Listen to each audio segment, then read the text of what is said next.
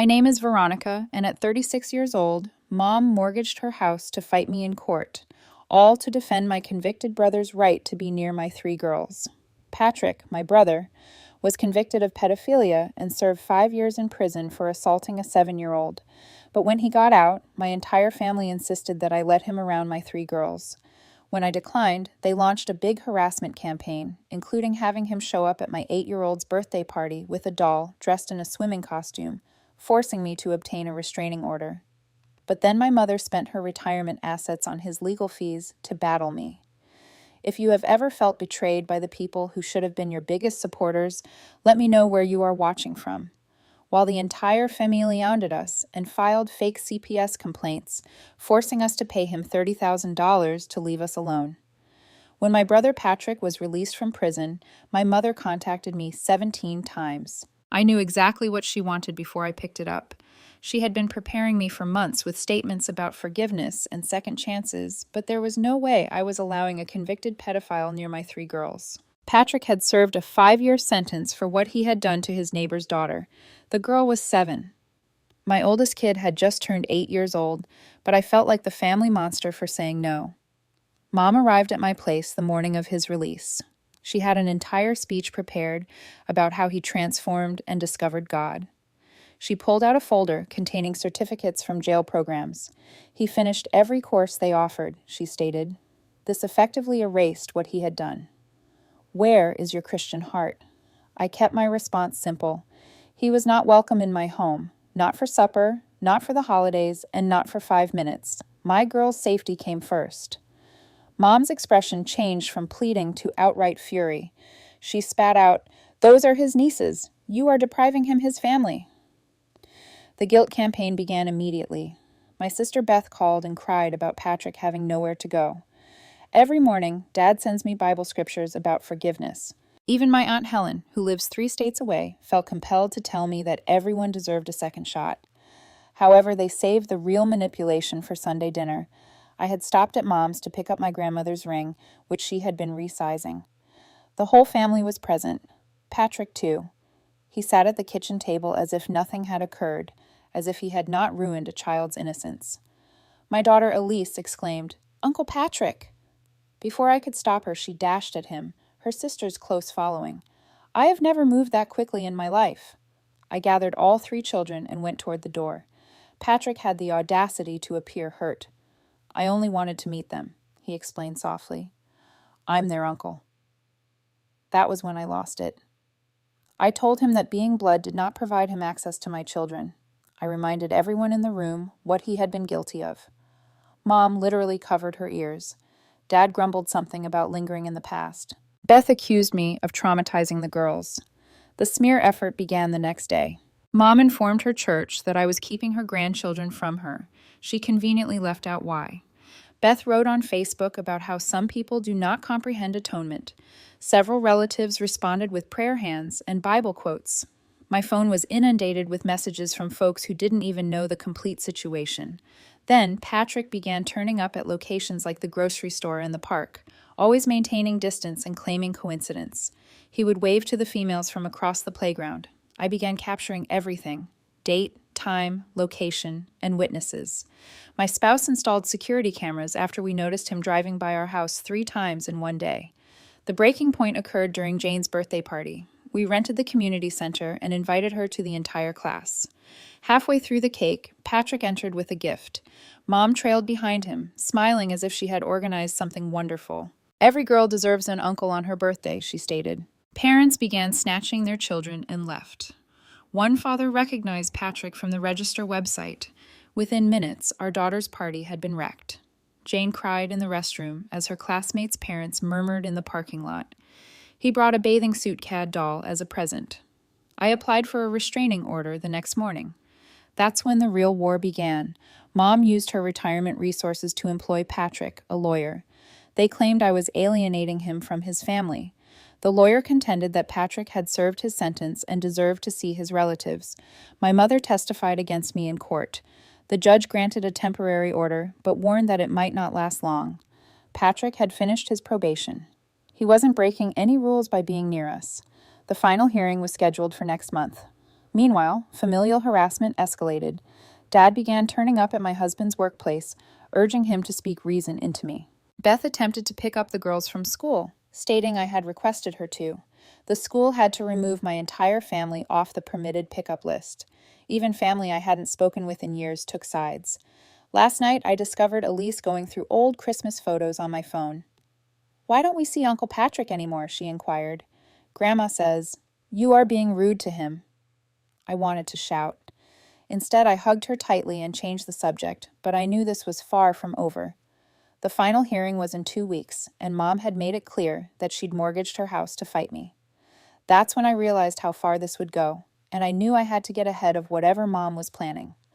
The mortgage threat wasn't empty. She'd already spent her retirement savings on Patrick's lawyer. I began calling every family law attorney in town and scheduling consultations.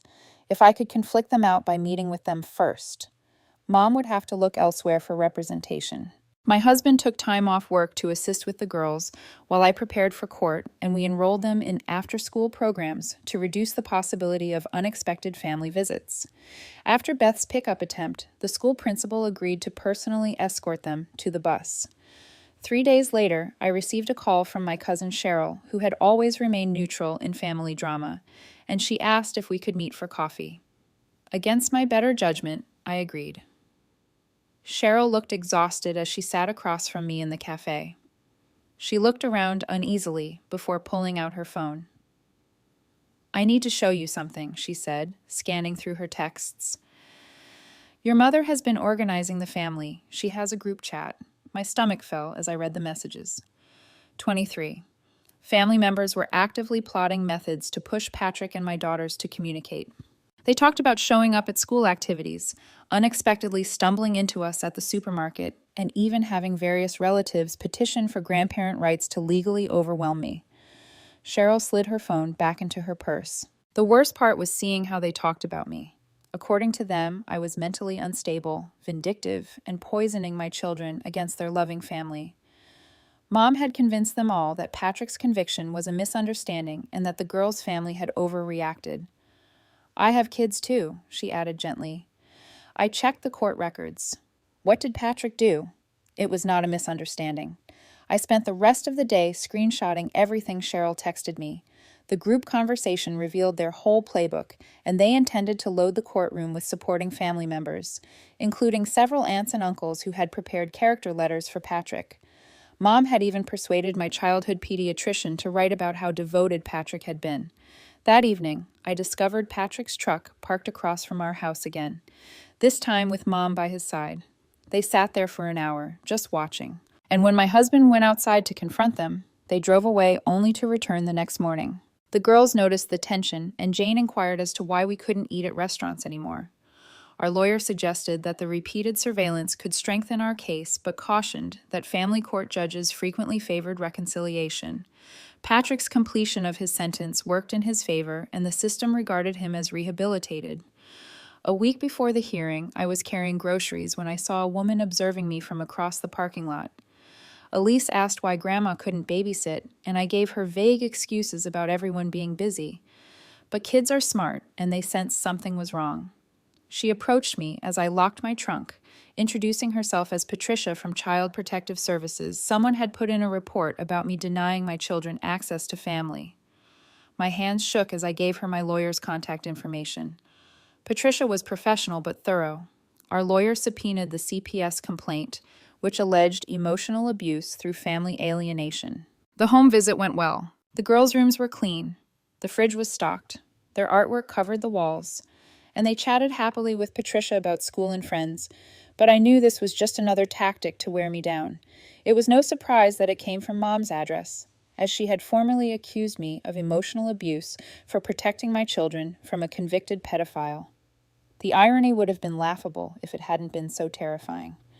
As the hearing approached, Patrick became more daring, jogging past our house every morning, always careful to stay on public property and waving at the windows, knowing the girls might see. I kept them away from the front rooms, but it meant living like prisoners in our own home. Dad left voicemails about how I was destroying the family. Beth sent long emails about forgiveness and healing. Relatives I'd blocked created new social media accounts to message me. They all sang the same tune. I was cruel, unreasonable, and unchristian. Then came the letters. Mom orchestrated a campaign in which family members wrote D. I intercepted the letters addressed to them at our house. But the violation felt profound. They were attempting to manipulate my children directly. Now I read each letter before shredding it, and they all followed a template: how much they missed the girls, how sad Uncle Patrick was, and how Mommy was keeping them apart. One aunt even included photos of Patrick looking dejected. My husband installed additional locks and an alarm system, and another sent drawings Patrick had allegedly made for them in prison. I'm curious why the entire family is so invested in defending Patrick's rights. With 23 relatives in a group chat and coordinated letters from everyone, we changed our routes to school and activities. I started grocery shopping in the neighboring town, and we basically went into hiding while living in our own house. The weekend before court, Mom made her biggest move yet. She filed for emergency grandparent visitation rights, painting me as an unstable mother who had cut off family access without cause. She demanded immediate supervised visits with the girls, with Patrick allowed to attend as their uncle. Our lawyer called it a kitchen sink approach. Throw everything at the wall and see what sticks. The emergency petition would be heard alongside our restraining order request. And Mom was hoping that a judge would compromise by denying the restraining order but granting her some visitation. I spent that weekend organizing evidence, security footage, documentation of every encounter, group chat screenshots, character references from teachers and doctors who actually knew or the morning of the hearing arrived gray and drizzling. I dressed carefully, conservatively, but not severely, and my husband wore his only suit. We dropped the girls off at school early, my stomach turning at leaving them, even with the new security measures. The courthouse parking lot was full of familiar cars. Patrick sat in the front row of the courtroom with Mom and their lawyer, dressed in a new suit and having gotten a haircut. He looked like a respectable uncle, not someone on the sex offender registry. I recognized aunts, uncles, cousins, and family friends who stood in clusters, whispering and giving us dark looks as we passed. Mom dabbed her eyes with a tissue, the image of a grieving grandmother. Our side of the courtroom was nearly empty, just us, our lawyer, and surprisingly Cheryl. She gave me a small nod as we took our seats. Whatever happened today, I wouldn't let them win. When the judge entered, I gripped my husband's hand. Everything we'd fought for came down to this moment. My daughter's safety was at stake, and I was prepared to fight with everything I had. The judge's gavel struck the bench, and the hearings began. Our lawyer presented the security tape first, which showed Patrick's persistent surveillance of our home. The timestamp suggested a pattern of escalating conduct. Mom's lawyer countered by arguing that a man had the right to jog on public streets. During the first recess, I noticed Beth in the hallway making phone calls, and she kept glancing at me while whispering urgently into her phone. My husband stayed close to me, his hand on my back as we navigated through clusters of hostile relatives. When Mom took the stand, she painted herself as a heartbroken grandmother denied access to her grandchildren. Our lawyer's cross-examination revealed the reality beneath her facade. She showed images of happier times, family gatherings when Patrick played with relatives, and her tears seemed genuine as she detailed how I had torn the family apart. When asked directly about Patrick's conviction, Mom claimed the victim's family had blown things out of proportion, and Patrick had simply been showing affection. Several relatives in the gallery nodded along with her delusions, and the judge ordered a brief recess to review evidence. In the hallway, Dad cornered my husband near the water fountain, and I watched his face turn green as he gestured wildly, clearly attempting to pressure my husband into dropping the case. My husband simply walked away, leaving Dad fuming. Cheryl testified next, bringing printouts of the group chat messages, which Mom's lawyer objected to repeatedly, but the judge allowed them as evidence of coordinated harassment. Cheryl's hands trembled as she read aloud their plans to ambush us at various locations. Patrick took the stand later in the afternoon. Patrick couldn't explain why he'd chosen to jog past our house, and he stumbled when asked about the birthday party intrusion. He'd clearly been coached, speaking softly about rehabilitation and redemption, and claiming he just wanted to be a part of his nieces' lives to watch them grow up. His calm demeanor cracked when confronted with the victim impact statement from his case. During the lunch break, I discovered Mom had arranged for several church members to be present. They filled an entire row wearing matching crosses and shooting disapproving looks my way. One woman I recognized from Mom's Bible study group hissed at me in the bathroom. The CPS investigation results were then presented. Patricia herself testified that she'd found no evidence of abuse or neglect and that the children were thriving and well-adjusted. Mom's lawyer tried to spin this as evidence that the girls needed their extended family, but it fell flat. My testimony came last, and I detailed every incident, every violation of boundaries, and every attempt to manipulate my daughters, as well as the letters they'd sent directly to them. I explained how we'd changed our entire lives to avoid Patrick's stalking. Mom's lawyer accused me of being paranoid and controlling, implying that I was using my children as weapons in a family feud. I remained calm, sticking to facts and documentation.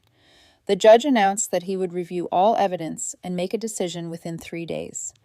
Patrick made his move as we left the courtroom, stepping directly into my path and forcing me to stop.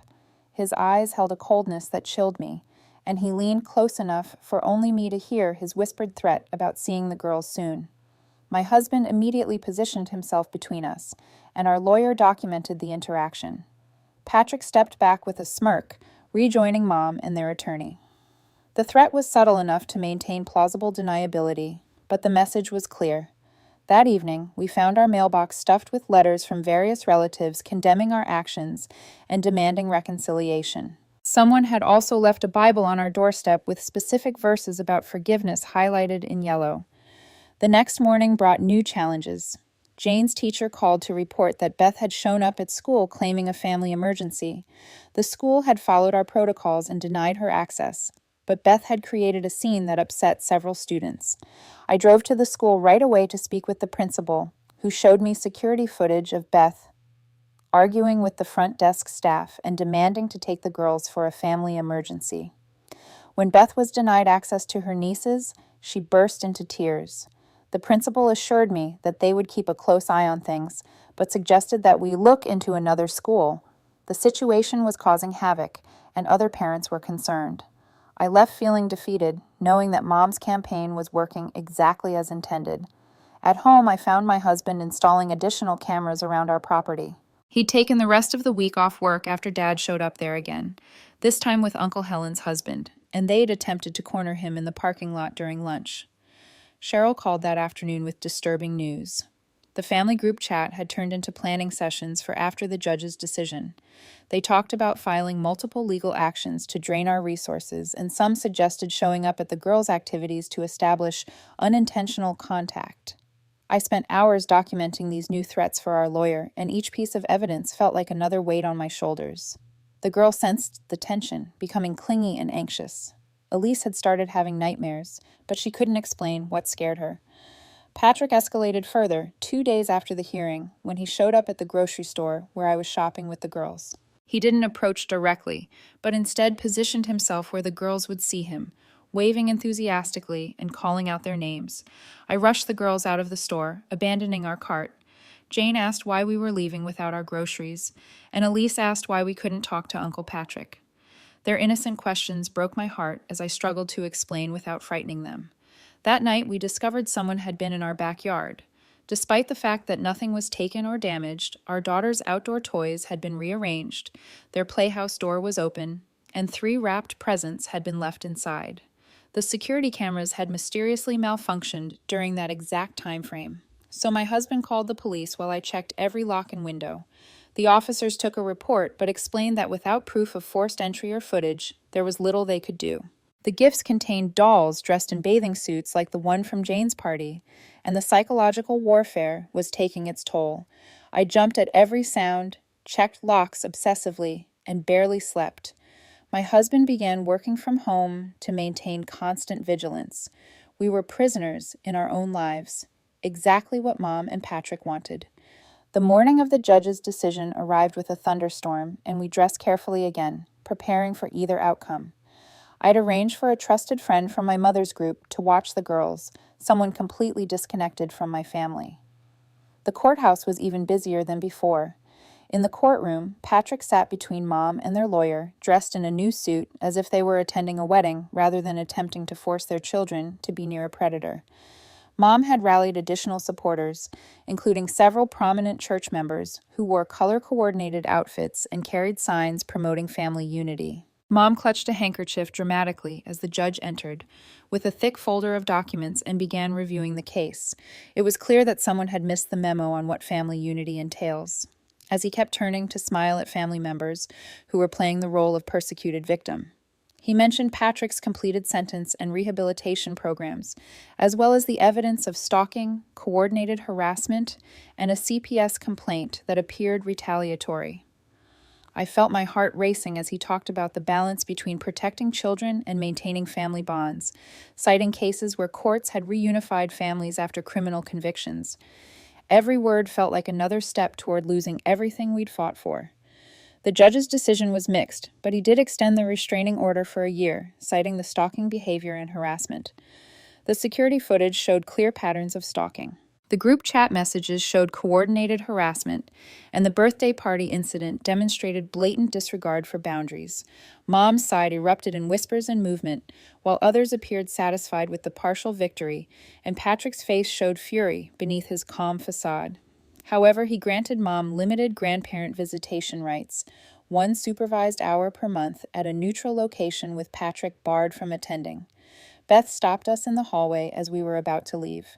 Our lawyer explained that the restraining order was now more difficult to challenge, and the supervised visitation gave us more control over the situation. We pushed through with our lawyer's assistance, ignoring shouted questions about denying children their family.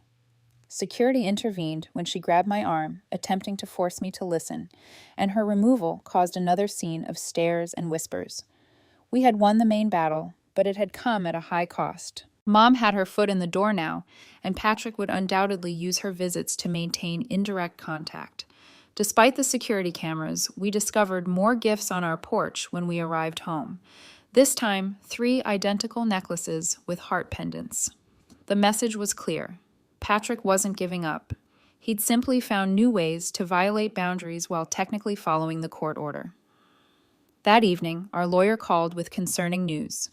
Mom's attorney had already filed paperwork requesting expanded visitation, claiming that the supervised visits were overly restrictive and harmful to the grandmother-grandchild relationship.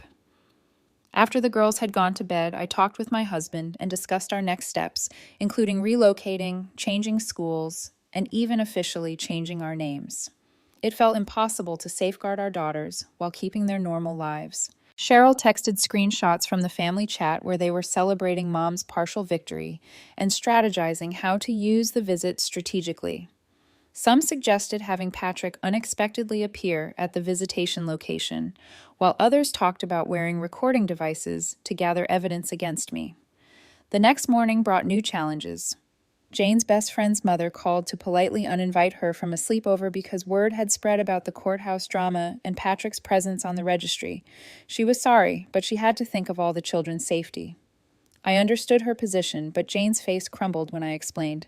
My husband's parents, who had remained silent throughout the ordeal, finally called to offer their support, but suggested that we might be handling things too harshly. She couldn't understand why she was being punished for adult problems, and Elise and our youngest became whiny and difficult as a result. Their well-meaning ignorance hurt more than outright hostility. We spent the week establishing new routines around the court orders. I met with the supervised visitation coordinator to establish strict protocols. No gifts, no photos, no messages to relay. Mom would have exactly 60 minutes to visit under professional supervision. The first visit was scheduled for the following week. I carefully prepared the girls, explaining that Grandma would visit them at a special location. They seemed excited but confused about the restrictions. Jane asked if Uncle Patrick would be there as well, and my heart sank at having that conversation again. Meanwhile, Patrick found legal ways to stay in our lives. He volunteered at community events we'd previously attended, and he joined organizations where we had memberships, always keeping the required distance but ensuring we knew he was there. Dad escalated his own campaign, showing up at my husband's workplace despite warnings, waiting in the parking lot with Bible verses and printed articles about forgiveness. Security eventually barred him from the property, but he simply moved to the public sidewalk. Beth began her own harassment via social media, creating multiple accounts to message our friends, sharing her version of events. She painted me as mentally unstable, claiming I was denying my children loving family relationships. Some friends distanced themselves, unsure what to believe. The stress manifested physically as I developed migraines and insomnia. My husband's blood pressure skyrocketed, and the girls began acting out at school, their grades slipping. We began family therapy, which added to our mounting legal bills. Our lawyer warned us that Mom's team was preparing a larger strategy, hiring a private investigator to document our lives, looking for any ammunition. Every public outing became a potential trap, and every interaction with the girls could be twisted into evidence. One morning, I caught Patrick photographing our house from a legal distance. Cheryl's family group chat revealed their long-term plans, which included waiting out the restraining order while gathering evidence of parental alienation. He made certain I saw him, even waving at the security camera, and he was also documenting everything. We installed panic buttons throughout the house and established code words with the girls. If anyone approached them unexpectedly, they were to find a trusted adult right away. They coached each other on what to document and how to present themselves as victims. The weight of transforming my children into cautious, fearful versions of themselves crushed me every day. A week before the first supervised visit, Mom sent a formal letter through her lawyer requesting permission to bring photo albums to share family history with the girls. When we declined, she accused us of cultural erasure and denying the children their heritage. As the visit approached, Patrick became more assertive and began visiting businesses near the visitation center, establishing legitimate reasons to be there. He couldn't enter during the visit, but he could position himself nearby, and the law was on his side. I met with the visitation supervisor to express my concerns, and she assured me that their protocols were strict, but I could see the exhaustion in her eyes. She had dealt with families like ours before, and she knew how determined individuals could circumvent even the best safeguards. None of us slept well the night before the first visit, and the girls sensed our anxiety. Jane frequently inquired if something was wrong. Elise clung to me, and our youngest returned to behaviors she'd outgrown months before. That morning, I dressed the girls carefully, wanting them to seem well cared for, while not giving Mom any reason to keep them away from her. My hands shook as I braided their hair, and my husband double-checked the recording device our lawyer had permitted us to carry. The visitation center was a converted house designed to feel comfortable while maintaining security, and we came early to familiarize the kids with the surroundings. The supervisor took the girls to the visitation room while we waited in a separate area. Mom arrived on time, dressed impeccably and carrying a small bag. Her face lit up as she saw the girls through the window, and for a brief moment, I saw the grandmother she could have been if she hadn't chosen Patrick over their safety. I watched on the closed-circuit monitor as Mom hugged them sadly. She had brought approved coloring papers and crayons for 30 minutes, and it appeared to be a normal grandmother visit. Then Mom began her manipulation, talking about missing family events and how sorry everyone was. The supervisor redirected her several times, but Mom was skilled at subtle emotional manipulation. When the visit ended, the girls were confused and upset.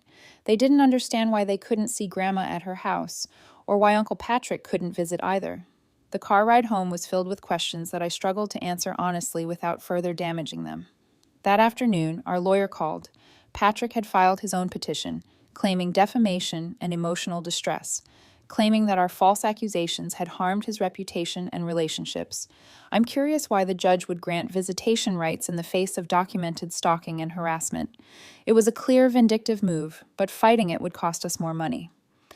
During the second visit, Mom brought a family scrapbook she had compiled, and the war of attrition continued. Every legal filing drained our savings. Every harassment incident shattered our peace. And every manipulation attempt harmed our children's innocence. The supervisor had accepted it after checking for objectionable content. But Mom had been clever. She'd included images of Patrick at every family milestone, portraying him as the beloved uncle the girls were missing. Our lawyer filed a motion to dismiss the defamation lawsuit, but the judge allowed it to proceed to discovery, which included depositions and documents. The girls absorbed every word, their confusion growing. When they returned to the waiting area, Jane immediately asked why Uncle Patrick couldn't attend the visits if he was so nice. Patrick's strategy was clear. He drained us financially while maintaining his victim narrative. The family's coordination reached new heights as various relatives began to show up at the girls' activities. An aunt would show up at dance class, a cousin at soccer practice, and they maintained legal distance while making their presence felt. Other parents began to notice the pattern of family members lurking around. Cheryl continued to feed me information from the group chat. They developed a rotation schedule to maintain constant pressure without any individual violating the restraining order. They documented every sighting of us, building what they called their alienation portfolio. 3 weeks after the court decision, I discovered Mom had enrolled in the same gym where I took yoga classes. She attended different sessions, but I always saw her in the parking lot. The girls' behavior deteriorated further. Jane became withdrawn and stopped inviting friends over. Elisa's nightmares worsened, but she still couldn't explain what scared her, and our youngest began having tantrums reminiscent of her toddler years. The family therapist suggested that the constant tension was affecting them more than we realized. Patrick's current strategy escalated when he got a job at a hardware store 2 blocks from the visitation center, giving him a legitimate reason to be in the area during every visit. I noticed his truck parked strategically, where we'd have to pass it, entering and leaving, and Mom pushed the boundaries even further during the 3rd supervised visit. She gave each girl a locket with family photos inside, including Patrick. The supervisor forced her to remove them, but the damage had already been done. The girls didn't understand why they couldn't keep Grandma's gifts. Our financial situation deteriorated due to legal fees, therapy costs, and security measures. My husband took on extra shifts while I freelanced from home to avoid leaving the girls with sitters, and the stress showed in both of our faces with dark circles becoming permanent fixtures. Then came the accident, or what appeared to be an accident. I was backing out of a parking space at the grocery store when another car hit me, and the driver jumped out apologizing profusely. Only when I saw Uncle Helen's son did I realize this was orchestrated. The deposition for Patrick's defamation case was scheduled for the following month, and our lawyer prepared me for grueling questions designed to make me appear unstable. They'd use every family incident, every protective measure as evidence of my irrational behavior. Toward a reformed man, he insisted on calling the cops and creating an official report that painted me as distracted and careless. Mom's visitation requests increased. She petitioned for unsupervised visits, citing the successful supervised sessions, and included affidavits from family members attesting to her character and my unreasonable restrictions. Each filing required a response, which cost money we didn't have. I began noticing cars following me on errands, different vehicles, but always maintaining the same careful distance. When I mentioned it to our lawyer, he said proving coordination would be nearly impossible. They'd learned from the group chat evidence to be more careful.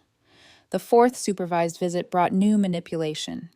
Mom spent the entire hour telling the girls about family traditions they were missing, birthday parties, holiday gatherings, summer barbecues, all of which were portrayed as magical events stolen from them.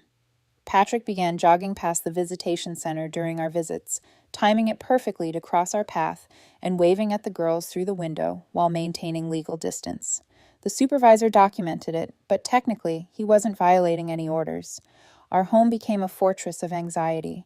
Patrick's lawyer interrogated me for 6 hours, questioning me about every decision I'd made since his release. I struggled to explain why we lived as if we were hiding without frightening them or poisoning them against the family they still loved.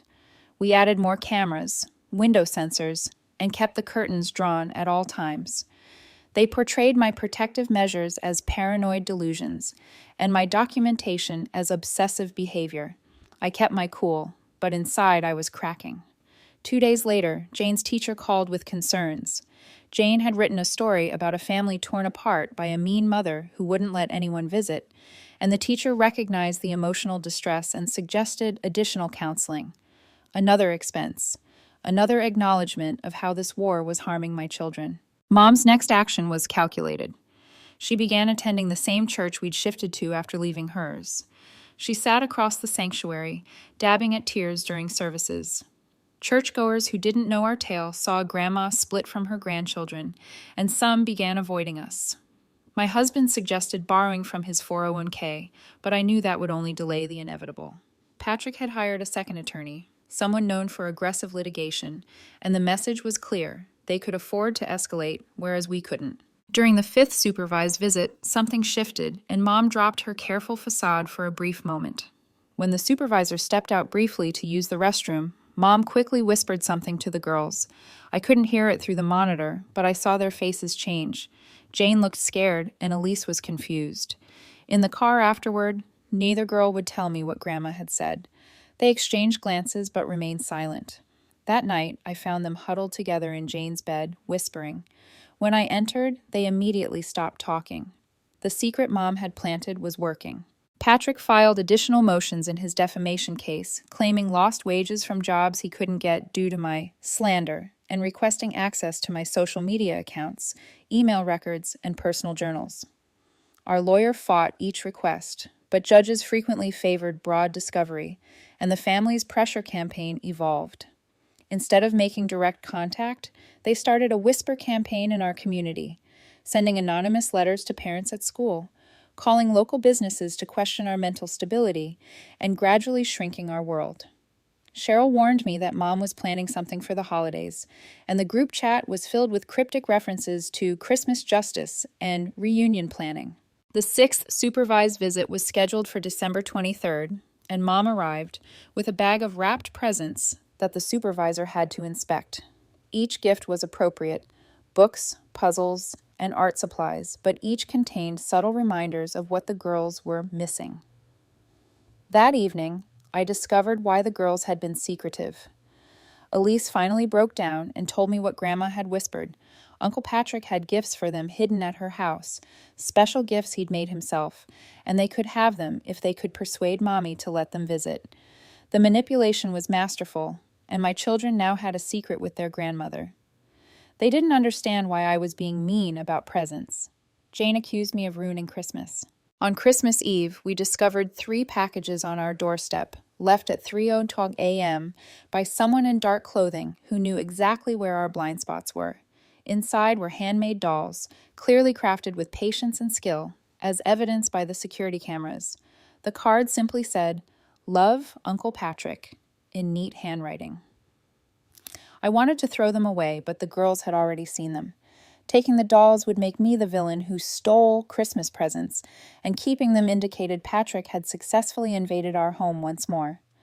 My husband and I exchanged worried glances over the girls' heads as they opened their presents on Christmas morning, clearly thinking about the dolls in the garage and the mysterious gifts at Grandma's house. I made a compromise and put them in the garage, promising that we'd figure it out later. The day after Christmas, our lawyer called with bad news. The judge in Patrick's defamation case had partially ruled in his favor, dismissing the wage loss claims, but finding that I had potentially damaged his reputation beyond the scope of protecting my children, and a trial would determine damages. I sat in my kitchen, staring at the legal documents. Because we couldn't afford a trial, the retainer alone would bankrupt us. Mom and Patrick had won their war of financial attrition. I had to make an impossible choice: surrender or lose everything fighting. That night, I found my husband in the garage looking at the dolls Patrick had made, each of which was crafted with disturbing detail and dressed like our daughters. The implications made my skin crawl, but legally they were just gifts from an uncle, and we had no proof of sinister intent. The next morning, Jane's best friend's mother called to say they were switching schools. The drama surrounding our family had become too much, and other parents were considering doing the same. During the 7th supervised visit, I instructed our lawyer to offer a settlement in Patrick's defamation case, despite the fact that the number made me sick. As I watched Mom manipulate my daughters with practiced ease, seeing their growing resentment toward me, and feeling the financial noose tightening, I realized I had to change tactics. I couldn't win by playing defense anymore. Despite the fact that we didn't have $30,000, the settlement came with conditions Patrick couldn't refuse, including a permanent no-contact agreement that went beyond the restraining order. Patrick accepted the settlement, probably thinking he'd find a way around it later, and we had to liquidate our retirement accounts to pay for it. Despite the fact that it felt like paying a ransom to a kidnapper, Mom's reaction was swift and vicious. She filed for expanded visitation rights, claiming the settlement proved I'd been wrong about Patrick. But our lawyer had anticipated this, and the settlement included Patrick's acknowledgement that continued contact could be detrimental to the children's well-being. The judge who reviewed Mom's petition saw through her manipulation. He observed a pattern of escalating behavior, coordinated harassment, and the use of supervised visits to undermine parental authority. Instead of expanding access, he reduced it to quarterly visits with stricter supervision.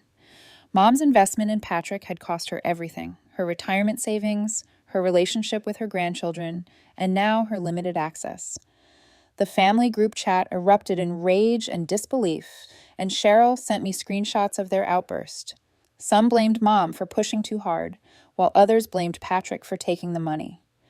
The coalition that had terrorized us for months fractured into bitter factions, and we used the breathing room to rebuild.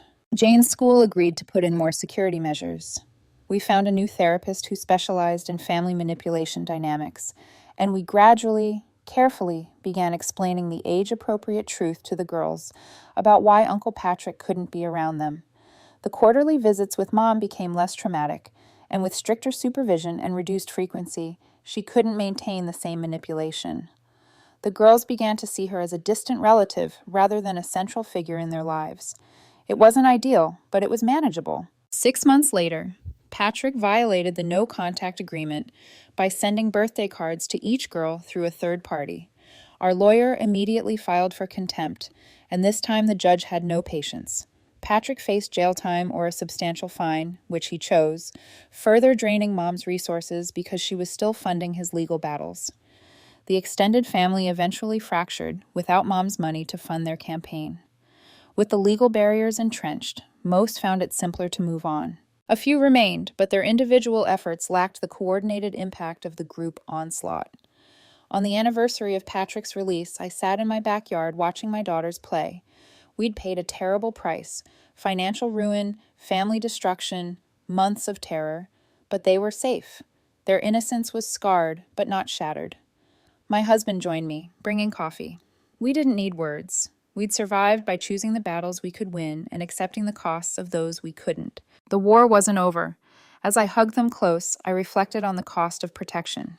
It would never be perfect, but we'd accomplished what was most important. The girls ran up to us, their faces beaming with joy.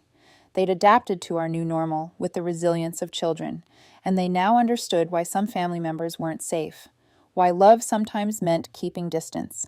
Every parent would pay it without hesitation, but few understood the true cost until the bill came due. We'd paid in money, relationships, and innocence. But watching my daughters play safely in our yard, I knew I'd pay it again. The restraining order would need to be renewed eventually. Mom would get her quarterly visits, and Patrick would most likely probe for new weaknesses. But for the time being, my daughters are safe. I found it strange how Mom aged so much when she lost. Was she actually believing she was doing the right thing, or was this all about control from the start? Sometimes the only triumph that matters is surviving each struggle and preserving what you love most.